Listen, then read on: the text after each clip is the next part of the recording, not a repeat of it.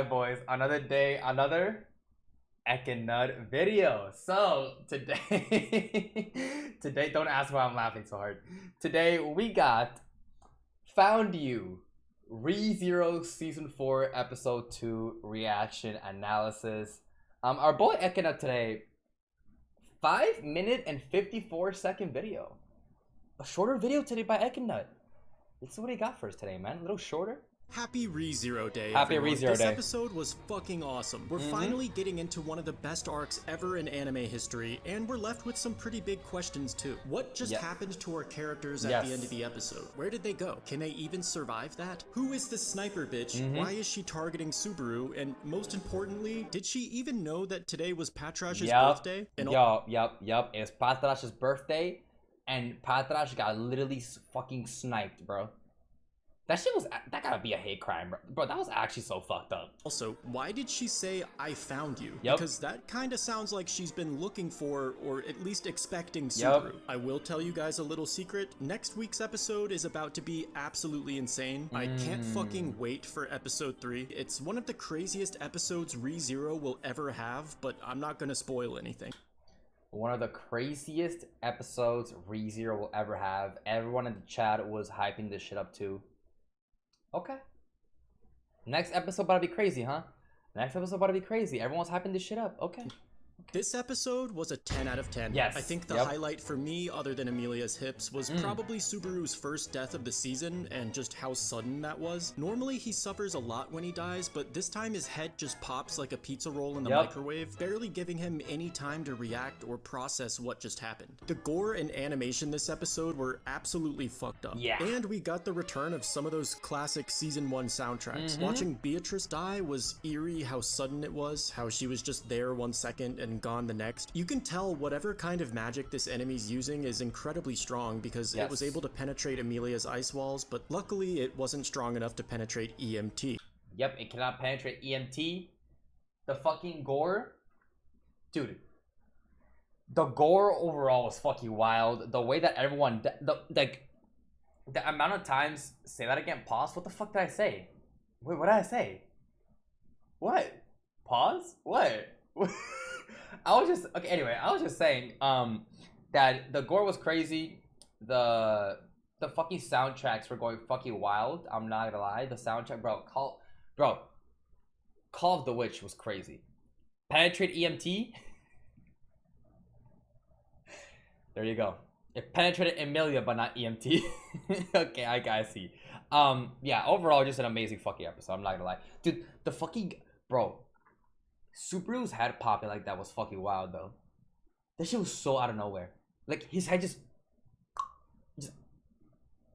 like, and then he just comes back instantly. So he's like, what the fuck just happened? How did I even die? That's the craziest shit about it, bro. He's like, how the fuck did I even die? It was so quick. This is a new spell Beatrice and Subaru formulated that nullifies mana in its vicinity. Yes. But let's talk about some cut content for a minute. ReZero is generally pretty good about cut content, at least compared to other anime. It's typically just dialogue most of the time, but this episode did cut one of my favorite scenes. And I get why they did it. The scene wasn't essential to the plot or anything, but I just thought it was a really creative, emotional use of Subaru's power. As we know, Subaru is incompatible with his authority of sloth, making his use of it incredibly taxing on his body. And because we don't get to see it very often, that makes it a lot more impactful when he does use it. This episode, while Subaru was dying next to Beatrice, his final thoughts were that he couldn't stand to see her cry, and the least he could do was wipe away her tears. Except in his condition, he wasn't able to move any part of his body. So, as he's fading away, he summons the unseen hand and uses that to wipe her tears away. And while this was still an extremely well done emotional scene, I thought the use of Subaru's authority here would have made it better, and I was a bit disappointed that they cut it. We already gave my take on it. We already saw the fan made manga panel, right? The fan made one, right? Of the cut content. I'm not gonna lie, I think it was fine. Me personally, obviously I'm not a fucking novel reader, but as an anime only, I think it was fine. I think it was, the main purpose of it was more shock value rather than emotional value. You know what I mean? Like, I think it was fine. And with the pacing, I mean, I already said this in the past video, but like the pacing and the way that the episode, was going, how everything worked out, I think it was fine. I think it was fine. I think that everything worked perfectly. I think the anime direction was fine. I think it was beautiful. All right, the direction was beautiful. All right, Mr. Echidnut out here becoming a little doomer. He dooming. He dooming. I mean, I remember him being like he's like not in the middle of like the spectrum, right? Like the battle shonen tards and the novel doomers. He's like more towards the novel doomers, but like not fully there. Fair enough. Fair enough, because like technically he's not really like dooming too crazy here. He's just saying like he's a little disappointed, but okay. Me personally, I didn't mind it. I think the pacing and the way that it was going, I think it was handled very well. So you know how Subaru always like takes damage when he uses his authority? Yep. Well, this time that didn't happen. Correct. Someone pointed it out.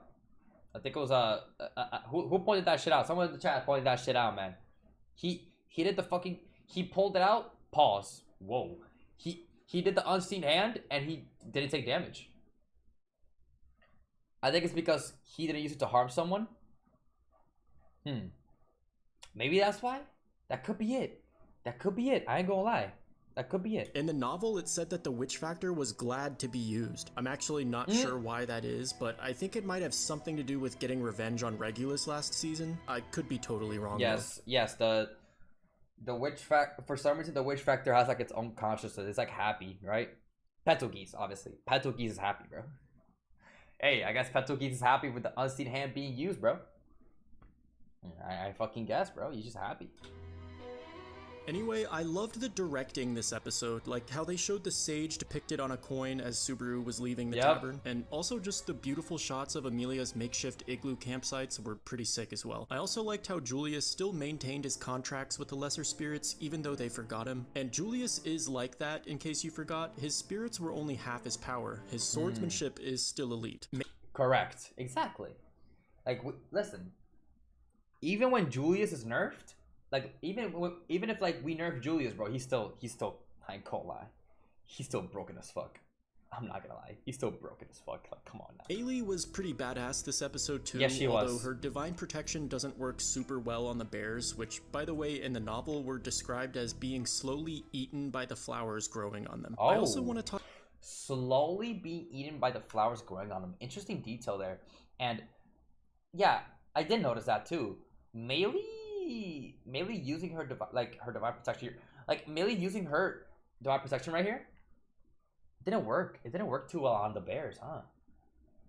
It worked on, I mean, she was MVP and it worked on everyone else, but like she had to like try and like calm it down, like really hard and like focus more, huh? Described as being slowly eaten by the flowers growing on them. I also want to talk about this enemy targeting Subaru and sniping all the homies. So far, the only confirmed resident of this tower is the Sage. So if this person is the Sage, then that's a major problem because we weren't expecting to fight the Sage. Our plan was basically just to show up and ask them politely to wake up Rem.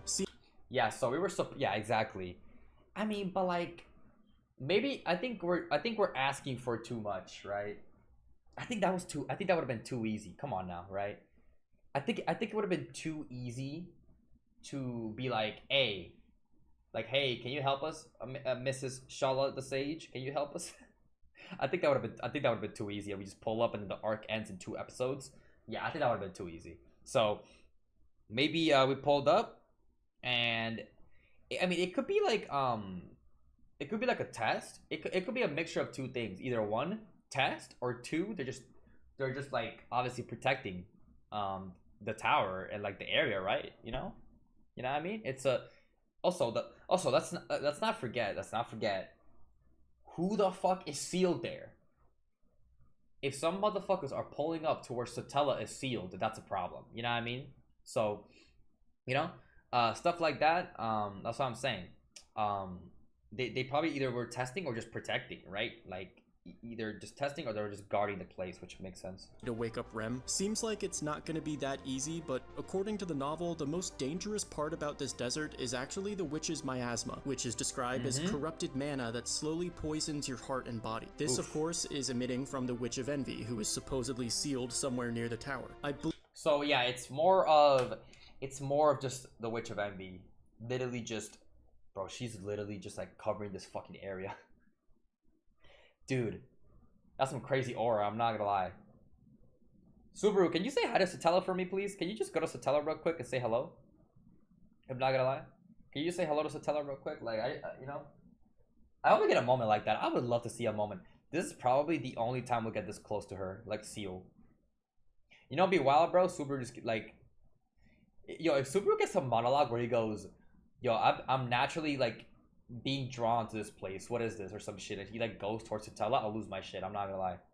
Yo, I'll lose my shit if Subaru like goes like Satella Seal or some shit. Field somewhere near the tower. I believe back in the day, all the witches had miasma, like how Echidnut said people used to get sick and vomit in her presence, but I'm assuming that Satella's miasma is a lot stronger than that. How the miasma works in my brain is somewhat similar to radiation, I guess, or actually it's more like getting AIDS. Technically, you can survive AIDS, but oh my god, what the fucking reference. Magic Johnson, bro, mentioned AIDS. Alright, I can survive AIDS, but the longer you're exposed, the more vulnerable you get. And also, your proximity to the witch definitely amplifies the power of the AIDS you're getting from her, which is why I always wear a condom whenever I'm with Satella. Now, run that by me again? Exposed, the more vulnerable you get. And also, your proximity to the witch definitely amplifies the power of the AIDS you're getting from her, which is why I always wear a condom whenever I'm with Satella. So, yo, if we can, honestly, what do y'all think, chat?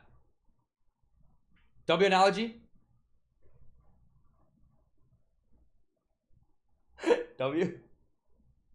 W fucking analogy. How the fuck does he come up with this shit?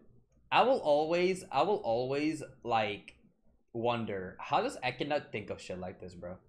How does he come up with AIDS analogy and proceeds to somehow relate to Satella's like miasma, and then somehow make a condom joke and proceed to, like, how does he do this shit?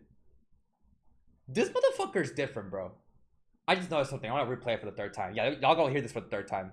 I sometimes notice in the comment section that, like, bro, he replayed the craziest comment once, like 6 times or some shit. I don't know what fucking video it was, but it was wild. I'm playing it again. You're exposed, the more vulnerable you get. And also, your proximity to the witch definitely amplifies the power of the AIDS you're getting from her, which is why I always wear a condom whenever I'm with Satella. Now, there's something about Subaru's respawn point this episode that doesn't really make sense to me. Maybe one of you in the comments is a ReZero YouTuber and you can educate an anime only like me, but so far his respawn points have seemed pretty random. In season 1, he would sometimes go back multiple days, but then last season, he only went back about 15 minutes. However, last year, the author hinted in an if story that the amount of time he gets is based on his proximity to Satella. Yes, the if story that he mentioned. The theory is that the closer he is to Satella, the less time he has. But this theory, I'm not gonna lie, it's a little iffy, right? Like, it's still, I don't know. Because, like, yes, we're very close to her, so, like, the time is, like, nothing. But, like, I'm not gonna lie. Karagi, though.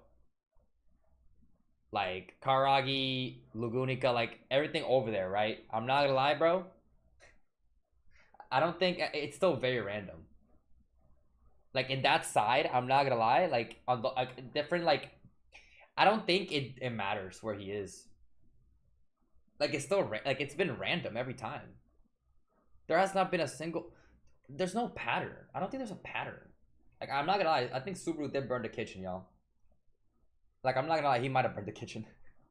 He might have just pulled the me, bro. I think he burned the kitchen. I'm not gonna lie. But then last season, he only went back about 15 minutes. However, last year, the author hinted in an if story that the amount of time he gets is based on his proximity to Satella. The farther away he is from her, the weaker their connection is, thus giving him less time between checkpoints, which is why he only went back 15 minutes in Pristella, because on the map, that city is all the way over here, while Satella is supposed to be right around here. But now that Subaru is right up on Satella, he's basically humping her. Shouldn't his respawn point be a bit longer? I mean, he went back multiple days. He made a good point here, though.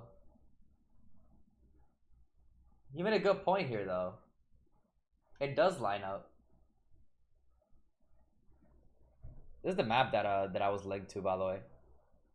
It does kind of work here, though. You know? Like Subaru's theory, you know? I mean, kind of. Yeah, I don't know. We gotta test it out by going to Karagi. We gotta go, bro. Bro, we gotta go. Yo, you know what? We gotta go over here, bro. Bottom left. Yo, y'all see my mouse, bro? We gotta go bottom left, bro. We gotta test it out, bro. Subaru dies over here, and we see if he has like 30 days or some shit, like a whole fucking month, bro. I don't know. Be a bit longer? I mean, he went back multiple days in Lagunica, which is pretty close, that makes sense, but this episode he's like basically dancing on her grave right now. Yeah. This is by far the closest he's ever been to her. I don't know. Fantastic episode though. Honestly, this should have been the first episode. Not that last week's episode was bad, but this one was just so much better. It would have been nice to pair them together into one extended episode, in my opinion. I watched this episode with my roommate who's an anime only, and he thought the pacing felt kind of fast, and I don't necessarily disagree. I mean, it only took our characters one episode to accomplish something that the strongest character in the universe failed to do. I mean, it did feel fast paced. It did feel fast paced, but I don't think it was bad. I think the fast pace worked. I don't know. Maybe I'm just weird. I don't know. I mean, I wasn't really. I wasn't really like. I didn't really mind it. I don't know. I didn't mind the fast pacing worked. I think there was so much going on, and like to get everything done, I think it makes sense. Nothing they can really do about that. That too, bro. They can't really do anything else about that too. Like they're trying to cover a lot of content too. You know what I mean? Got so much content for 19 episodes. Yeah, exactly. Gotta remember, there's 19 episodes, bro. It's a little more than season 3, but like it's still less than season 1 and 2. Like we still like we still got like a lot of like content to cover in 19 episodes, huh? You know? So yeah. Yeah, I would hate just watching them just travel the desert for ages. True. Skip talk with Petra and Julius. I mean, stuff like that will just we just watch any news. Any news has like the detailed cut content, so we just watch you know, good old any news for that. So, you know, at least for us, right? At least for us, at least for me, I don't mind it because like we just watch any news, right? Any news got us the cut content, like the dialogues that cut out, and then we'll just have like the fast paced like cuts from the anime, and it works out in the end. At least for it works out for me because like I be watching cut content, so it works out for me. But you know, I can understand the anime onlys, you know, how they would feel too about this. So you know, it's just different ways of looking at it. But me personally, that was fun. Character in the universe failed to do. I guess technically they aren't at the tower yet, but it did feel like they got through the sand time without much of a problem. Regardless, absolutely amazing episode. I'm so excited for next week, and once again, happy birthday to Patrash. Thanks everyone for watching. I'm out for now. Keep talking about ReZero. That's it. Amazing episode though. I think overall it was an amazing episode. Yeah, did people said that this was like just glazing the episode, no cut content? I mean, yeah, pretty much. No, he mentioned the. I mean, he did mention like the Bayako and Subaru cut stuff. That's pretty much it though. W glazing though. W glazing. Now this is entertaining glazing though. Hey, W fucking glazing.